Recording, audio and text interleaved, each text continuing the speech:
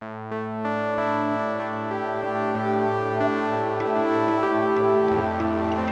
everybody for coming tonight. This is a real privilege for me to be here with Jim Fallows, clearly one of the most, I think, important journalists in this country at this time, especially. So I'll introduce Jim just a little bit, and we'll have an informal discussion, focusing in quite a bit, given his background, on the role of the media and the current election cycle, but also larger issues, including the future of democracy in the country, how we're going to find common cause, things like that. And we'll talk about Jim's current work, which I think you'll find interesting. So for those of you who don't know, and this will probably drive Jim a little crazy, but I do want to let you know some of his credentials. He's the former chief speechwriter for Jimmy Carter. He's the former editor of U.S. News and World Report and the Washington editor of The Atlantic. And regarding the latter, he's a five-time National Magazine Award finalist and winner of the 2003 award for his work as a national correspondent for The Atlantic. And by the way, I just saw The Atlantic just endorsed Kamala Harris for president minutes ago. We'll try, it's sort of hard to avoid being political at the moment, but we'll do our best here. Jim is the author of 11 books. I'm going to interrupt, Duke. So The Atlantic's history of endorsements, they endorsed Abraham Lincoln, Franklin Roosevelt, and Hillary Clinton. And now I guess Kamala. So that's their record of endorsements. And that's the kind of context you're going to get from Jim, who knows these things, which is great.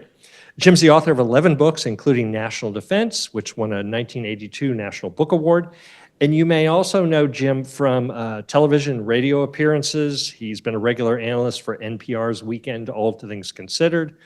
He also won an Emmy in 2010 for his role of host of the documentary series Doing Business in China, where he spent a number of years with his wife, Deb, who's here tonight as well. And along with Deb, he wrote Our Towns, which became a 2021 HBO documentary. We're going to talk about the Our Towns initiative as well.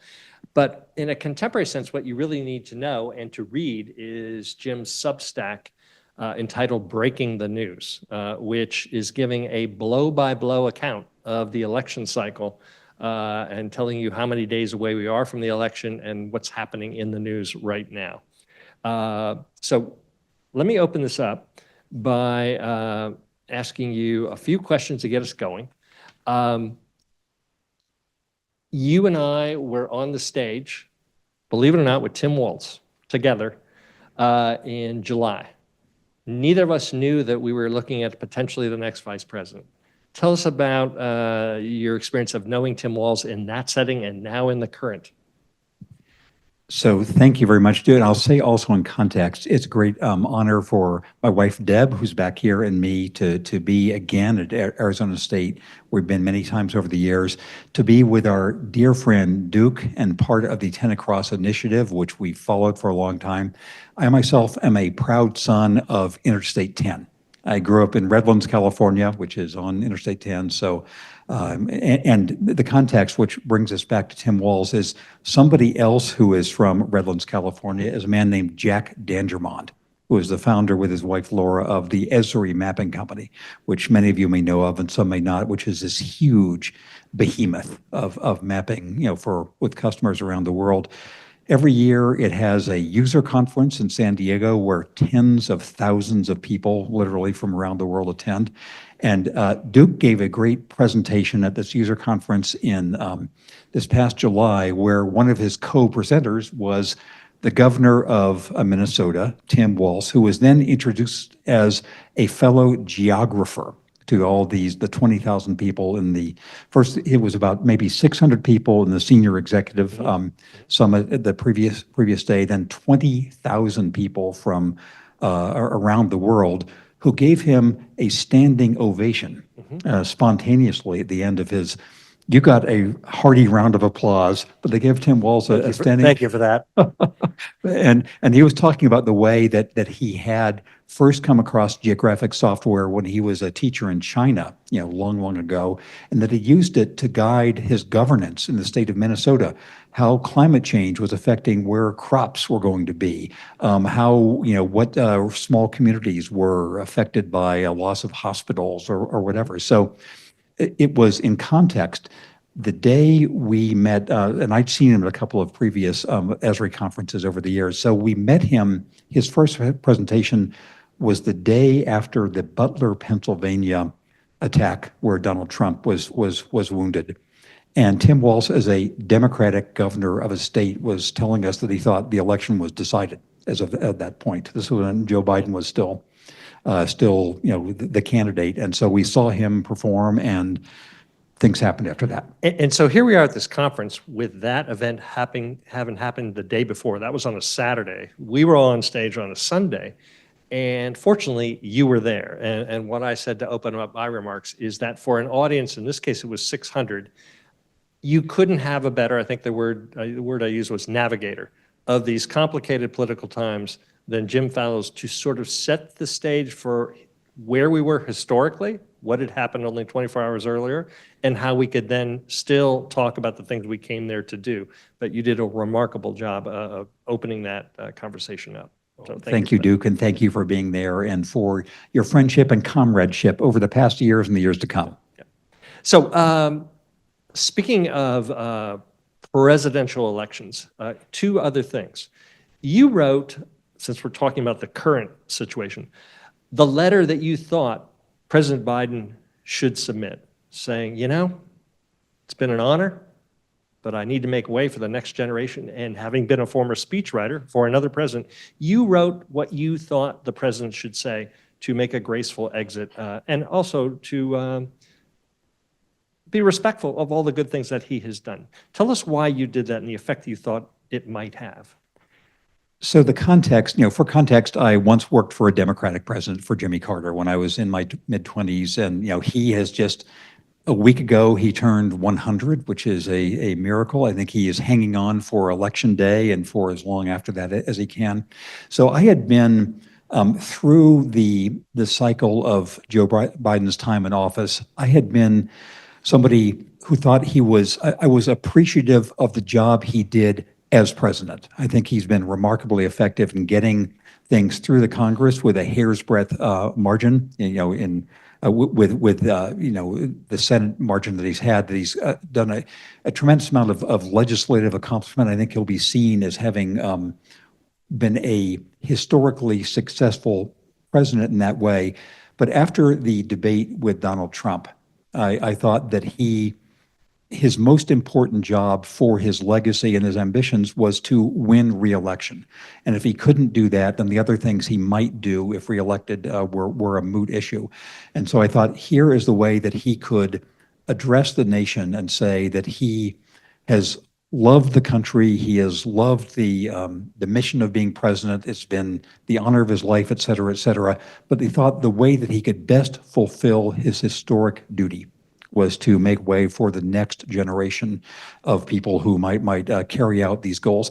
I can't remember exactly when I did this. It was after the debate was in, I don't remember the date. So it was like a week or so after the debate, and there was like a maybe 5 or 6 week period between the debate and his decision to step down. So it was, I did it on my Substack, and it was, so I think that a lot of people wrote to me saying, you should not have written this in public, because it would make it harder for him to say that, to think he was sort of, either bowing to pressure or saying what other people were sort of laying out for him.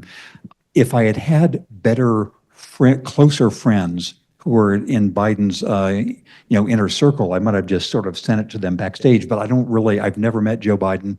I don't know that well people who are around him. So I thought the way I could most effectively make the case is, here is the way that he could cement his historic legacy as a leader, and also the effect of the things he had done by making way for the next round. It's a very gracious letter, and if you can get on Jim's Substack, I strongly recommend you reading it.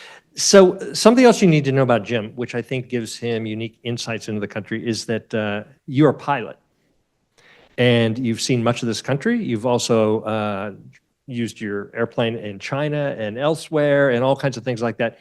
And along with Deb, you want to raise your hand in the middle there? So we're joined tonight by Deb Fallows as well. So you and Deb decided to embark on a journey across the country in your plane, visiting small towns, with the purpose of trying to understand how the country, to some degree, could knit itself back together again. Tell us about the origins of Our Towns and what you think uniquely can learn from flying over the land, which I think you've said does give you incredible insight into this place. So are there any fellow pilots in the room? Or pilot aspirants? I think everybody should be a pilot aspirant. So I'll give you my sort of 30-second version of why everybody should be a pilot aspirant. For millennia, human beings had dreamt of being able to see the world from above. And I think almost everybody as a child has had the dream of flying over your home city. And the reason skyscrapers are popular is you can see things from 1,000 feet up. And we have become inured to the magic of flight because airline travel is so horrible. And it's, airlines travel too high to be interesting. They travel in the 30 or 40,000 foot range above the earth. And so either it's dark or somebody has pulled down the window shade or there's clouds underneath, or you're just too high up to see things. But when you can travel at, say, 2,500 feet above the ground, which is our favorite altitude, you can see things as in a dream. You can see the logic of the landscape. You can see how the vegetation changes as the rainfall changes and all these things. So this has been something I've really enjoyed doing for a long time. When Deb and I came back from a number of years living in China, we came back in 2011. We had spent our time in China, based first in Shanghai, then in Beijing, but traveling all over the country by every means of travel. I describe in this book, China Airborne, one hair-raising trip I took as a pilot in China, which made me think I survived that and didn't ever want to do it again. But we traveled all around the country. So we thought, what if we did that same approach as we came back to the US? And we'd spent enough time over the years seeing the little parts of America that you can get to most feasibly by small airplane. I'll give you an Arizona example. Who here has been to Ajo, A-J-O, down the great. Well, this is a well-traveled Arizona audience. So Ajo is one of the rare places we went to but did not fly our plane to, and I'll explain why. We landed the plane in Gila Bend, and somebody came to pick us up. The reason is, between Gila Bend and Ajo is what I think is called the John McCain bombing range or something like that, and there is active A-10 attack practice the entire time in that airspace, and you're allowed to fly a general aviation plane that final 80 miles or whatever it is, if two things happen. One is you stay, I think, at 1,000 feet or maybe 500 feet above ground level following the road. And if you are on touch with a radio with a military controller called Snake Eye. So you're talking with Snake Eye while A-10s are zooming around you. So to get back to the main point, starting in 2013, we thought we would go with our little airplane to places around the country that would not be in the news unless something bad happened. If there were a tornado or a shooting or a presidential primary or something that would draw national attention, and see what they were like as sort of normal places. So we started doing that, going first to Sioux Falls, South Dakota, which is a big place, and Holland, Michigan, and up to Burlington, Vermont. And we ended up doing this for several years, and which was the basis of our book, and then the movie that HBO made called Our Towns also.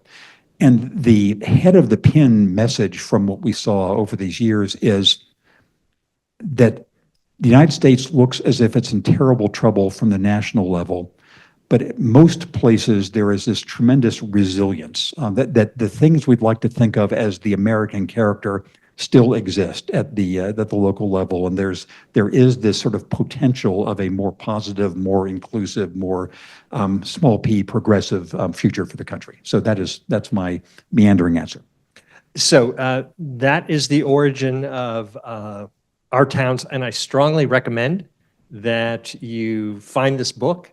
I think it gives you insights about this country, especially at this critical time. One of the things you mentioned to me is that many of the places you visited on your first leg of that journey were red states. And when you got there, what you didn't find, let's call it the friction that we hear around immigration and immigrants and other things. And I don't think you were expressly looking for that, but it gave you a sense that the country was more unified than it is portrayed as being. Again, especially in election year, I think it's an important insight. So here is a connection between a media point and the question that Duke is asking about sort of the nature of the country. One reason I think, there are many reasons why the United States seems so polarized at the moment, but one reason I think it seems even more than most people feel in their immediate environment is the question most national reporters first ask when they go any place outside DC or New York or San Francisco is the worst possible question. And that question is who you're going to vote for. That is, they start with the most polarizing thing you can ask people, and there's essentially no engagement after that. And that's something we never asked people where we went. And we would ask them, what's the prospect for young people here? What's the story of this town? Who makes this town go? What are the areas of hope? What's happening, to the farmland, et cetera, et cetera. And it just happened, since we were mainly going to small towns in the interior of the U.S., most of the places we went ended up, they vote Republican in national elections, but the feeling of them was very much sort of Tocquevillian. I'll give you just two quick examples. One was in Dodge City, Kansas. Who's been to Dodge City? Dodge City is famous as the venue for Gunsmoke back in the boomer era. It still has a huge tourism business from Germany, because Gunsmoke is still run in Germany. So there's they have, all the Long Branch Saloon and all of that. Dodge City is now majority Latino in population because of the meatpacking industry, and it has this power structure where the city council and the sort of older wealthy people are white, and the mass of the population is Latino. And we talked to a lot of the sort of white people who ran the city, and they said, this is our future. And they had all kinds of ways to try to resettle and incorporate the mainly Latino children who were in their town. And during an election after our visit there, we saw a story in the New York Times saying, Dodge City to move only polling place outside of town, away from where most of the Latinos lived. So we called up our friends and said, what the hell? This isn't what you told us. And they said, this was dictated by the then Secretary of State of the state of Kansas, who was a very partisan guy. And the city council of Dodge City, which was, I think, all white or mainly white, voted the next day to provide free transportation to everybody, to the polling places. And they put out an announcement in Spanish and English. I can give you another example of Sioux Falls, but I won't. But basically, I'll say that if you don't start out asking people about national politics, ask them about their lives, the story of their town, you'll still find what we like to think of as the country. Which opens up what I really want to get at this afternoon. And you're leading into it right here. So I'm going to read a quote that Jim has written. Deep forces in America's political, social, and economic structures account for most of the frustration in today's politics, but the media's attitudes have played a surprisingly important and destructive role. Issues that affect the collective interests of Americans are presented mainly as arenas in which politicians can fight. Sound familiar? Sound reasonable? That's from Jim's book, 1996, on breaking the news. And this book essentially is your critique of the contemporary news media. And by the way, I'm not unaware that I've got the dean of the Cronkite School, my good friend Bettino Batts, sitting right here, who's just loving this, right? This is really good. I told him we were going to do this. He said, have at it. But I don't think you could have a better, again, navigator than Jim Fallows to talk about where the media has been since you've been involved in it for 50 or so years. You were working with Ralph Nader and writing things when you were 19 years old. So this has been your life, journalism, and you've watched it go through cycles. And at this point, you clearly were, to some degree, fed up. And this critique of where journalism was sounds eerily familiar to where it is today, except maybe even more so. So tell us about the origins of this book. So the brief story of the origin, and there's something I'll finish writing later tonight, and we'll post on Substack tomorrow morning or sometime, which is in parallel to what Duke is mentioning. When I wrote this book, it was the sort of the middle of the Clinton administration. I guess Bill Clinton was nearing the end of his first term there, and I'd started to notice a pattern, which was the difference between the kinds of questions that audiences of actual people would ask Bill or Hillary Clinton or Al Gore as running mate, when they went around the country, the questions they would ask and what would come up in a press conference or what would be featured on the news. And when any public figure went out to talk with actual people, their questions would be something like, I don't know how I'm going to be able to afford my children going to college. What's the prospect for community colleges or student loans? Or the hospital in our town is closing down. What can we do about that? Or we noticed this or that problem with our farms, or something about, real life, the substance of public affairs and governance. Whereas the questions in the press conference were, how are you going to handle criticism that? Or there's a bombing raid in Libya, what's that going to do to your, to this or that primary? It was all about the game of politics, the process of politics. And the people who are political reporters, they like politics. That's what's interesting to them. People who are actual citizens, politics is part of their life, but it's sort of a less interesting version of sports. Or it's like entertainment with less attractive people. It's something that you pay attention to with an election, but it's not the substance of your life. And so I was saying that if the press makes politics just another form of entertainment, it's going to lose, because entertainment is always more entertaining. And it's going to make people feel that everything is rigged, everything is a game, there's no point in being involved. So finding some way to talk about the what of public policy as opposed to the how of politics is an ongoing battle, which is a battle that I continue fighting every day online these days, and the battle goes on. Yes, which is a reason why you should subscribe to Jim's Substack, and we'll talk about a couple of the issues that he's written about in a contemporaneous fashion. So let's talk about being a journalist right now. Let's say recently, one of the candidates was not going to participate in a second debate because he heard there was going to be fact-checking. So if you're a journalist and you're hearing that, you would think, and I understand I'm wading into some territory that's very dangerous and I really don't quite want to go there, but you're trying to operate as a journalist as best you can. And things like that are being put in front of you, and or extraordinary tales of things. I responded to one recently, like maybe one of the political parties is responsible for the recent weather events.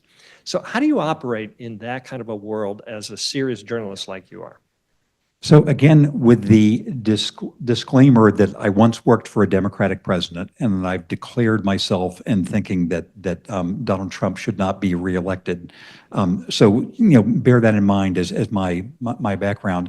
I think this is an extraordinarily difficult time for professional journalists, because they're used to operating within a certain playing field that does not apply right now. And I'll use this analogy. Suppose you were a soccer referee and you were used to putting out your yellow cards and your red cards or whatever, and suddenly one of the people on the playing field was just pulling out a knife and stabbing somebody. It's just beyond your normal parameters. And the normal parameters of the press are being able to say, this party says this party says that, we'll hold them to the same standards, because from my perspective, one of the candidates is not operating within those boundaries. It becomes very hard. I'll give you a specific illustration I've written about. I think over the last year and a half, and with increasing intensity after the Trump-Biden debate, all of the major media were taking as a serious issue whether Joe Biden was cognitively up to another 4 years in this role. And they were quoting neuroscientists, they were quoting experts in aging, and they were quoting his associates, making the case either that he was fit for this job or that he was not, but it was taken as a serious subject. I think there have been discussions like that about the patterns of Donald Trump's decision-making and speaking, but they were treated as political issues, whether this was getting in the way of his messaging or was interfering with the focus that his campaign wanted to have. 3 days ago, the New York Times had a very long takeout, which was the first time I've seen them treat Donald Trump's potential fitness for office the way they had Joe Biden's. So that's a sign of the difficulty the press is having in dealing with a contest that doesn't follow the rules they are used to. So I think it's been hard for the press, and they should be more forthcoming about saying, this is an unusual circumstance, and we have to do fact-checking, et cetera, in a different way. And again, it may sound like we're leaning heavily in one direction. That's not the point of this discussion. It's thinking about the activity of the press as a mechanism for us understanding where the country's going. One of those mechanisms apparently is debates. Yeah. And so to apply what you're suggesting right now to debates, where I think it was David Muir getting called out for fact-checking, in this case, mostly President Trump, and just a little bit on the Harris side. There was probably a reason for that. What do you think about real-time analysis in the course of a debate saying it's not really that way? Are we as citizens deserving of that? Is that too hard to put into that kind of a situation or not? Well, I can give you a firsthand example from my own experience back at the dawn of time. It was now 48 years ago. I was working again in my mid-20s for Jimmy Carter on his campaign against Gerald Ford. Gerald Ford, then the incumbent president, just as a reminder. And there was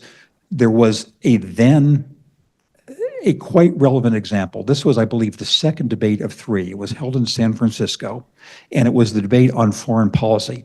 And Gerald Ford, it was a very close election, and Gerald Ford said something which might have cost him the presidency. I don't know, some of you may have read about this, some not, but the question was about, the Soviet Union then existed, and the question was whether Poland, the country of Poland, was under Soviet domination. Right. What Gerald Ford meant to say was that the spirit of the Polish people would never be conquered, et cetera, et cetera. What he said was something to the effect of Poland's not under Soviet domination.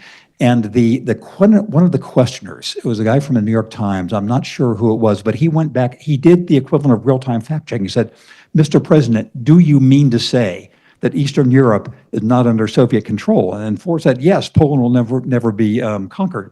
And the questioner said, again, are you telling us for sure that you think Poland is not controlled by the Soviet Union? So that was sort of like David Muir. It was real time saying, we're hearing something that doesn't sound true. Let me be sure you're saying that.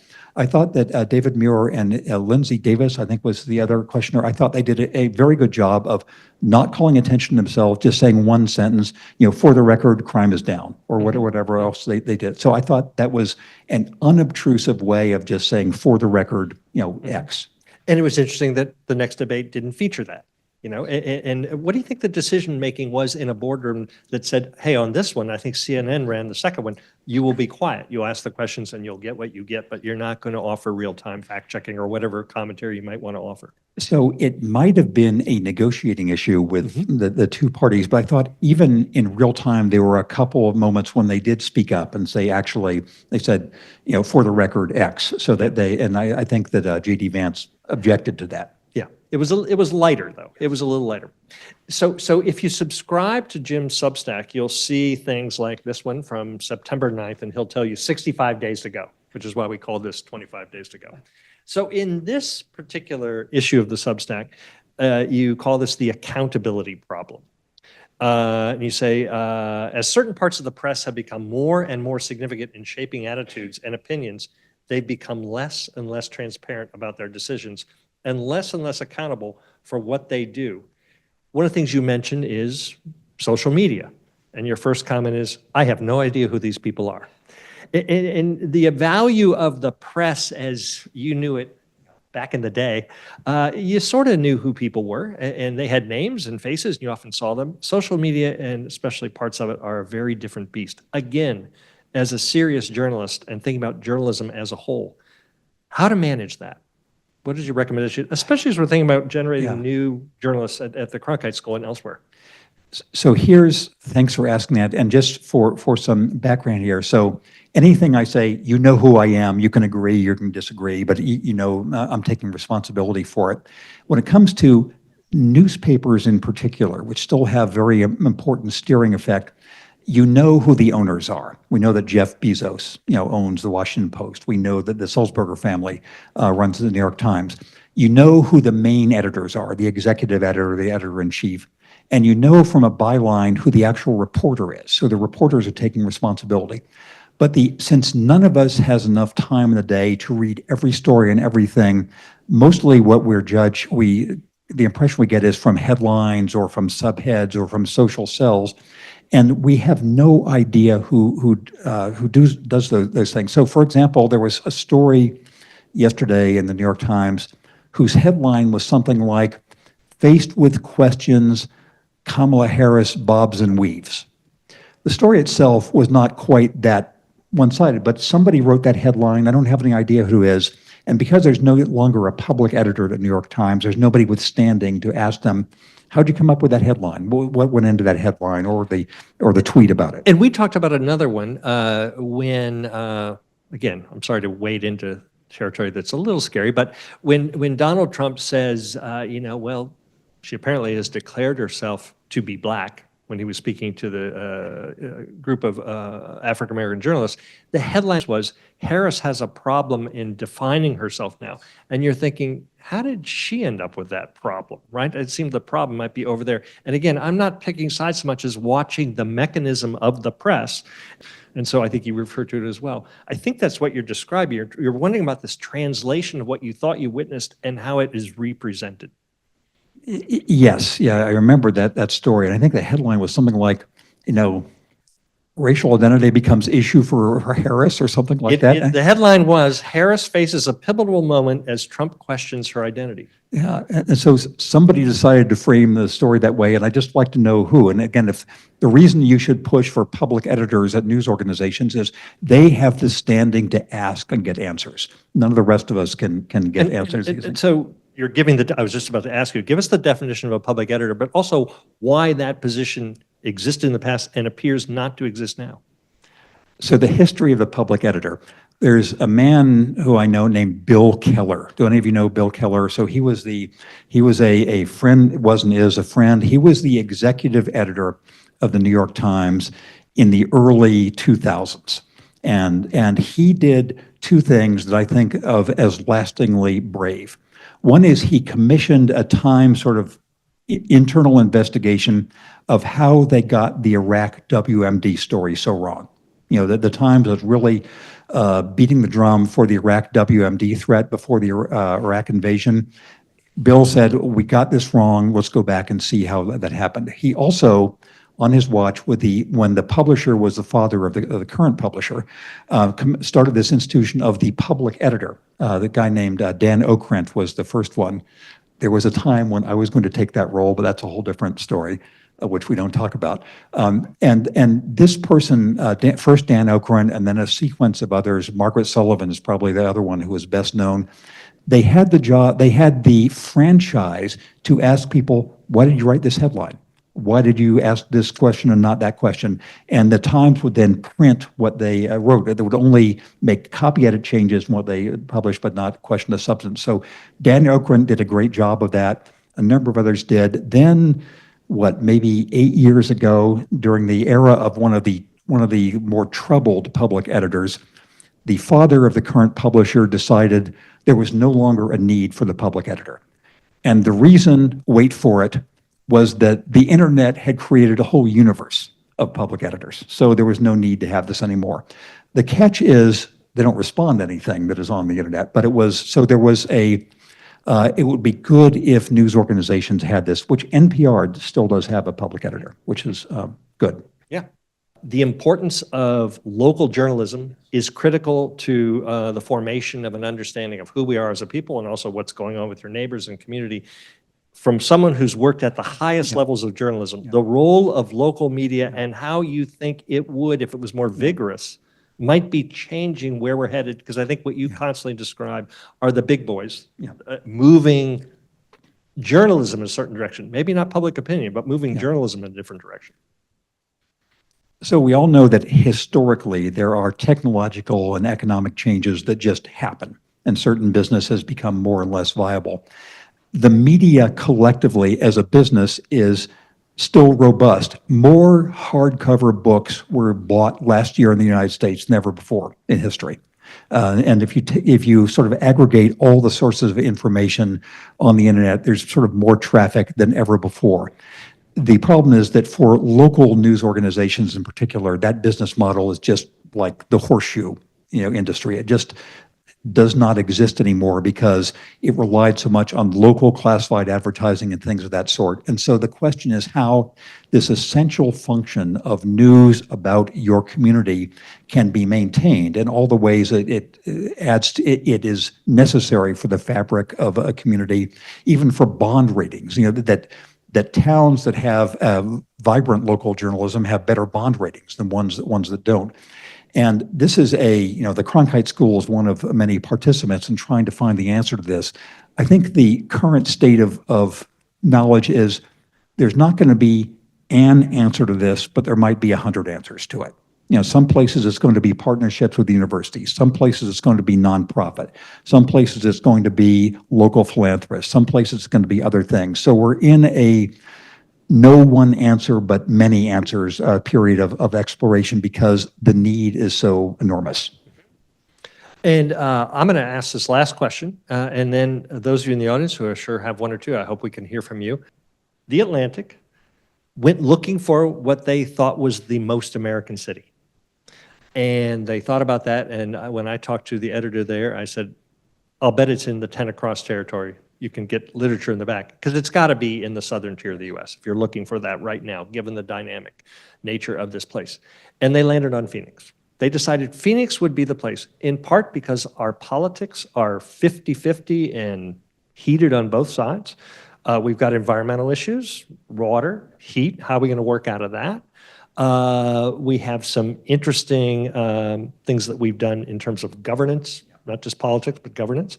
And so the selection of Phoenix as the most American city, which I think is how they described it, and you having been looking for that in this book, but going to smaller towns, what did you make of that nearly full issue of The Atlantic, dedicated 25,000 words to trying to understand this place and talking to Rusty Bowers and everybody you can imagine? What did you make of the selection of this place and how that was portrayed?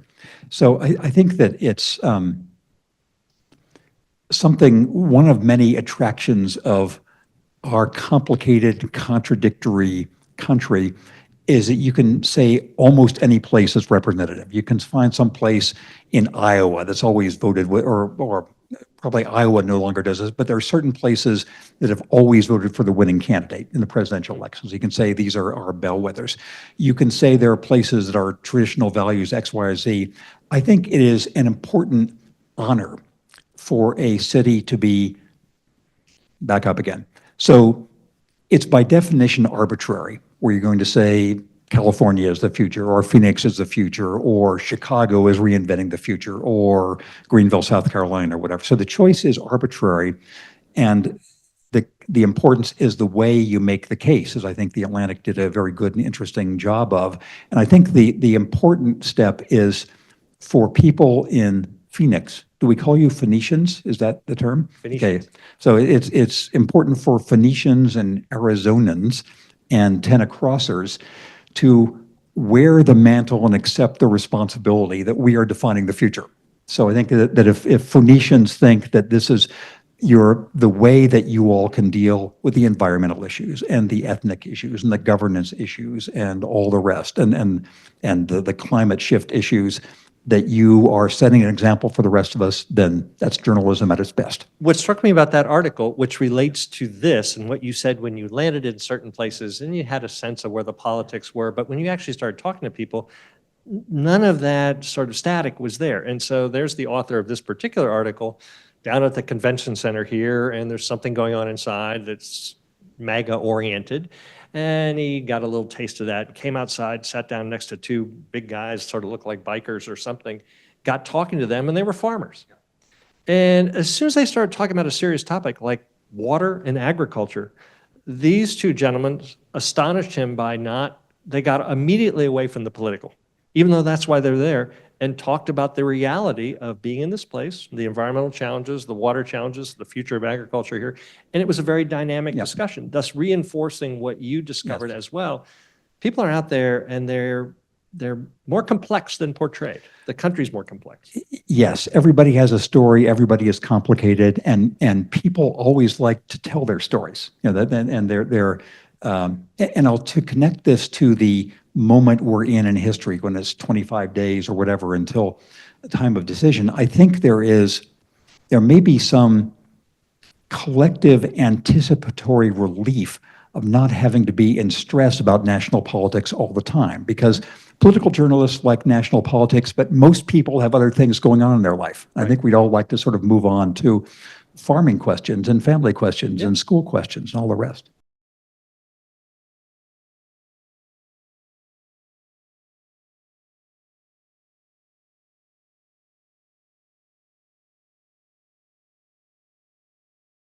One reason I talk so much about the New York Times in particular is that it's the one news organization whose its business model is succeeding. And it's more, I read recently that 1 in 7 working journalists in the US works for the New York Times. And so we're having there's new responsibility on them. And I think the challenge is finding some business and civic model that will be a source of common information. Again, that's the loss from as the shifting business model. So for the motivated information seeker or speaker, it's the golden age. And for the collectivity, that's the challenge. And so that's an inadequate answer to a profound question. This is not a substitute for what you just described, but what we hear now a lot about, which implicates all of us and gives us maybe a sense of community, polling. Polling tries to gather us up in an interesting way and tell us who we are, and that's where the winning and losing and who's ahead and makes it a horse race. But what's your take on what polling has done to how we see ourselves, not just their accuracy, but what they represent? So polls are both necessary and horrible. They're necessary because politicians need to have some way to gauge trends of public opinion, et cetera, et cetera. They're horrible in their addictive nature for the media in general. That half the news stories have some polling peg, and it's usually just sort of white noise. By the time the election comes around, what the polls were 6 months ago, 8 months ago, maybe there was some information you gathered from that or not. I'll give you another historical illustration. Again, this is from Jimmy Carter's second run. Almost nobody believes this now, but if you look it up, you will find that 5 days before the election, Carter and Reagan was a toss-up. That as many polls had Carter ahead as had Reagan ahead 5 days before the election. The reason nobody believes that now is that on election day, Reagan carried 44 states and won by more than 10 double-digit margin. Polling is somewhat better now than it was then, but I think it's not. There may be ways in which it's worse too. People don't answer phones. So polling is a necessary evil in my view. So most of the people in this room are thinking right now then, so if that happened then, is there the possibility of that happening again, one way or the other? Do you see any shift that could happen that abruptly towards the end of this horse race? Short answer, yes. Slightly longer answer is most data collections seem to indicate that Donald Trump has both a floor and a ceiling on his support. There is a group of people who will always be with him, but there seems to be a finite number of people who will always be with him. So the question is, it's hard for me to imagine any news development in the next 4 weeks that would tremendously undermine his support. Any equivalent to Gerald Ford saying that Poland is not under Soviet domination. It's also hard for me to imagine what exactly would raise the ceiling, on his support. So if there were to be a break, what I would think of the elections that have happened in the years since the Dobbs decision. Many of them have broken in what the polls considered a surprising way. I'm thinking of the abortion referenda in Kansas, in Wisconsin, in Ohio, and in some other unlikely place where there was it sort of broke in a unexpected direction in the last couple of days. So I don't know. The last political prediction I made and will ever make was in the summer of 2015. This was a day of the golden escalator. and I wrote, no serious party would ever make this person its nominee. That's the last prediction I've ever made and will ever make.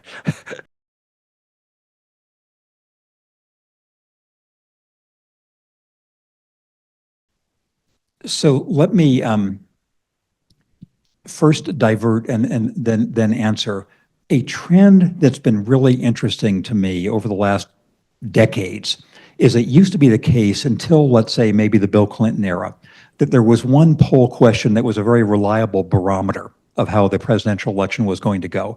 And that was the so-called, right track, wrong course question. Do you think overall the U.S. is on the right track or the wrong course? And if people thought the right track, then the incumbents would win. And That's Now- right there with, do you feel like you're better off than 4 years ago? yes. Another kind of.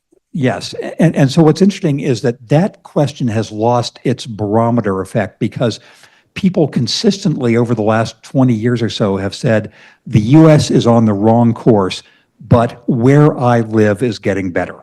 So there's been this very strong trend of divergence.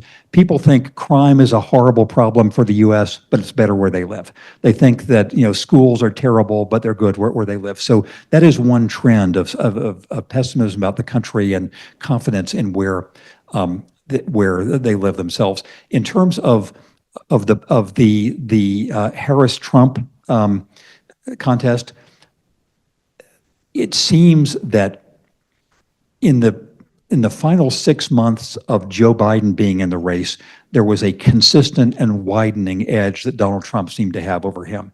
In the 2 months now that Kamala Harris has been in the race, there has been a small but apparently growing edge she seems to have.